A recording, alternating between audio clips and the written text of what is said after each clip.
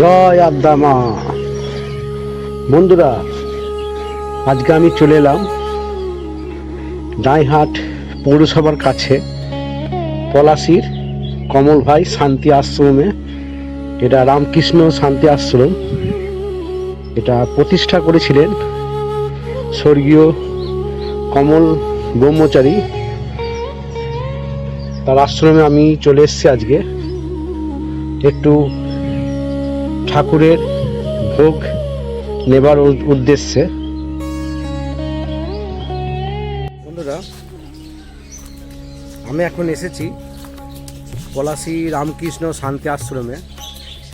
এখানে আজকে ভোগ খাবো আমরা, আর একটু আদ্যা মায়ের পুজো দেখব এবং আপনাদেরও দেখাবো আদ্যা মায়ের পুজো। এটা কলকাতার যে আদ্যা মায়ের মন্দির আছে তারই অনুরূপ তৈরি মন্দিরটি। উপরে আছে রাধাকৃষ্ণ, মাঝের আদ্যা মা, আর নিচে আছে পরমহংসদেব রামকৃষ্ণ। তার পুজোর আরতি আপনারা দেখুন। এখন ভোগ হচ্ছে, আমি আপনাদের সেই ভিডিও দেখাচ্ছি। মায়ের আরতি শুরু হয়ে গিয়েছে। এখানে প্রত্যেক দিন ভোগের ব্যবস্থা আছে। যেসব পুণ্যার্থী ভক্তরা মায়ের ভোগ খেতে ইচ্ছুক, এই আশ্রমের এখনকার বর্তমান কর্ণধার বিপ্লব নিয়োগী সঙ্গে যোগাযোগ করবেন। ওনার নাম্বার আমি স্ক্রিনের নিচে দিয়ে দিচ্ছি। এবং আরেকজন আছেন পূজারী বিশ্বজিৎ ঘোষাল মহাশয়, ওনারও নাম্বার আমি দিয়ে দিচ্ছি স্ক্রিনে। আপনারা যখন মায়ের ভোগ খেতে চাইবেন, দয়া করে একটু তার আগের দিন এনাদের ফোন করে জানাবেন, অবশ্যই ভোগ পাবেন। আর দূর দূরান্ত থেকে যারা আসবেন বলবেন, রাত্রে থাকার ব্যবস্থা আছে এখানে। আপনারা এই আশ্রমে যখন আসবেন, অগ্রদ্বীপ স্টেশনে যদি নামেন, আপনি অগ্রদ্বীপ থেকে টোটো করতে পারেন, সাহেবতলা থেকে টোটো করতে পারেন, এবং দাঁইহাট থেকেও আসতে পারেন, টোটো করতে পারেন। শুধু বলবেন পলাশি যাব, কমল ভাই রামকৃষ্ণ শান্তি আশ্রমে। আপনাকে যে কোনো টোটোই আপনাকে নিয়ে যাবে। 15-20 টাকা মাথা পিছু ভাড়া এক এক স্টেশন থেকে। তাই আসুন আপনারা সবাই আশ্রমে ঘুরে যান।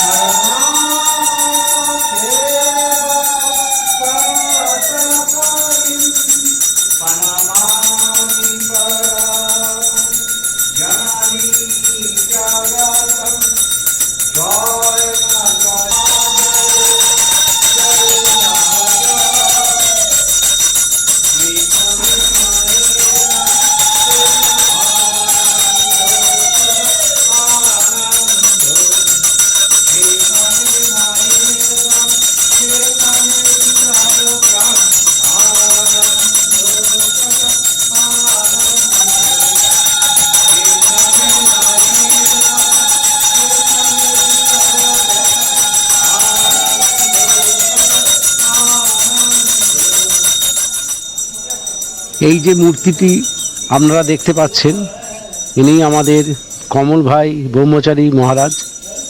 ইনি এই আশ্রমটি প্রতিষ্ঠা করেছিলেন। ইনি আর এখন নেই, দীর্ঘদিন হলো অসুস্থ ছিলেন। তারপর বছর চারেক হলো ইনি ইহলোক ছেড়ে পরলোক গমন করেছেন। এনার সঙ্গে আমার খুব হার্দিক সম্পর্ক ছিল, আমাকে খুব ভালোবাসতেন ইনি, আমিও এনাকে খুব ভালোবাসতাম, দাদু দাদু বলে ডাকতাম। এখন আরতি শেষ হবার পথে।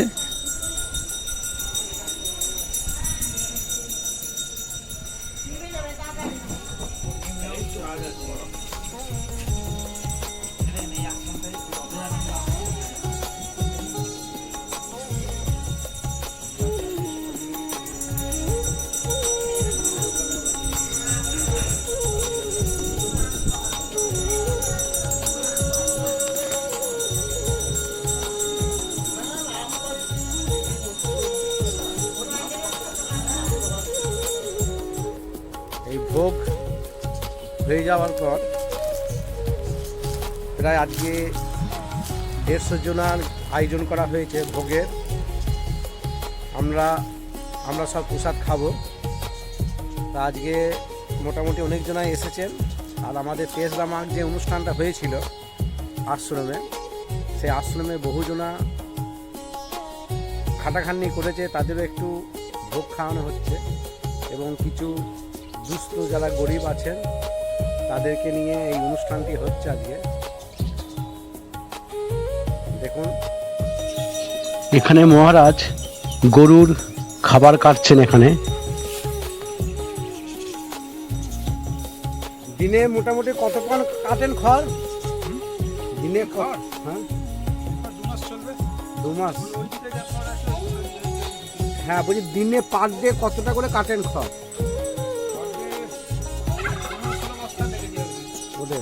গরু আছে কটা? 3টে। আর বাচ্চা 3টে। মোটামুটি কিরকম দুধ দেয় প্রত্যেক দিন? একটায় টোটালে? মানে এখনো ঠিক মতো মানে বিয়ে হয়নি তো? একটু আপনার একটু নামটা বলবেন, কি নাম আছে আপনার? আমার সন্ন্যাস, আমি এমনি নাম তো বলতে পারি না। হ্যাঁ সন্ন্যাসী নামটাই বলুন। স্বামী সিদ্ধানন্দ। সিদ্ধানন্দ মহারাজ। আমি গঙ্গাসাগরের সন্ন্যাসী ছিলাম। আগে গঙ্গাসাগরে থাকতেন? গঙ্গাসাগরে ছিলাম। এখন দাইহাট পলাশিতে চলে এসছে। হ্যাঁ হ্যাঁ। জয় রাধে, জয় ঠাকুর।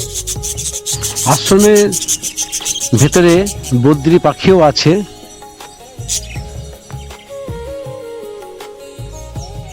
তাহলে গরু আছে মোট কটা? 6টা নাকি? 6টা। এখন কি চান করবেন নাকি?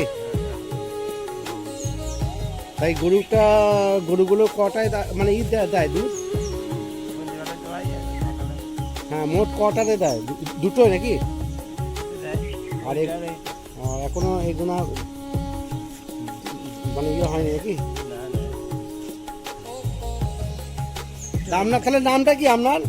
আমার নাম হৃদয়। হৃদয় কি? হৃদয় মন্ডল। হৃদয় মন্ডল। এই আশ্রমে মোটামুটি কতদিন আছেন? এই মাসখানেক হইল। মাসখানেক। আগেও তো অন্যজন ছিল বোধ নাকি?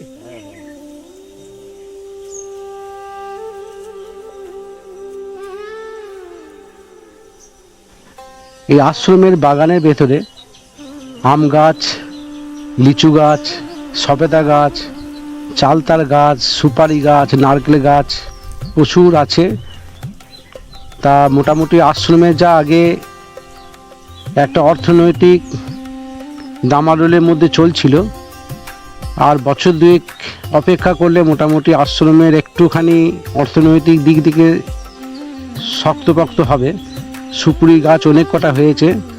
এই সুপুরি গাছ বছরে ভালো টাকা দাম হয় ফলের। এবার আমের মুকুল এসছে অনেক।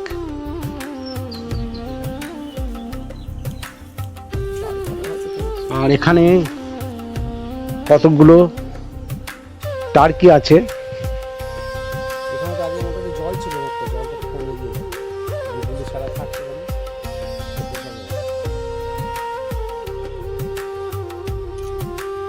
এবার মোটামুটি আমের মুকুল এসছে না? হুম? আগের বার তো আম কম হয়েছিল ফলন, এবছর বাড়বে। তবে সুপারি গাছও মোটামুটি ভালোই হয়েছে।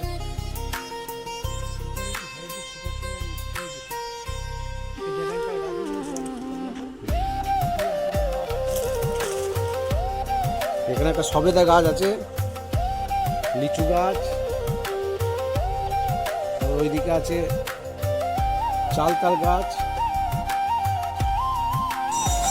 এখানে মায়ের ভোগ রান্না হচ্ছে